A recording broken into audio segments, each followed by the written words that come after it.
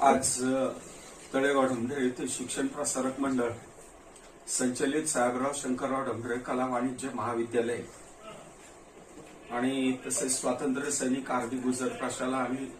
Rainbow English medium school या संस्थेमध्ये कैलासवासी श्री संभाजीराव गोविंदराव ढमढेरे गुरुजी आणि कैलासवासी सौ सीताबाई संभाजीराव ढमढेरे यांच्या स्मरणार्थ आज त्यांचे चिरंजीव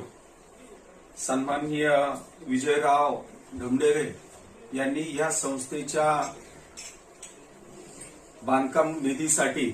₹25,000 एक रोख स्वरूपात या संस्थेकडे प्राध्यापक आणि प्राध्यापक सर्व वृंद यांच्याकडे जी देणगी सुपूर्द केली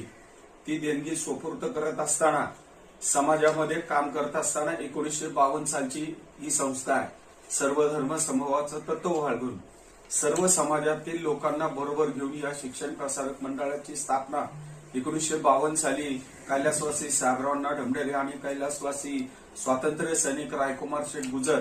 यांनी केली. आणि या संस्थेचा आज जो छोटंसं वटवृक्ष या ठिकाणी लावलं होतं त्याचं आज मोठं म्हणजे छोटंसं रोपटं लावलं होतं त्याचं रूपांतर आज वटवृक्षामध्ये झालेलं आहे. जवळजवळ या संस्थेत 4,000 विद्यार्थी शिक्षण घेतात आणि विद्यार्थ्यांचा सर्वांगीण विकास हाच दृष्टिकोन ठेवून शेवटच्या घटकापर्यंत महात्मा ज्योतिबा फुले आणि सावित्रीबाई फुले यांची जी संकल्पना होती विद्यार्थ्यांनी समाज क्षेत्रामध्ये सर्व धर्म समूहाचं तत्व बाळगून शेवटच्या घटकापर्यंत ज्ञानगंगा पोहोचवण्याचं काम ज्याप्रमाणे झालं त्याचा वसा आणि वारसा या संस्थेमध्ये जपला जातो. आणि या संस्थेच्या बांधकामासाठी आणि किंवा विद्यार्थ्यांच्या सर्वांगीण विकासासाठी आपण जो निधी दिला त्याबद्दल सन्माननीय पत्रकार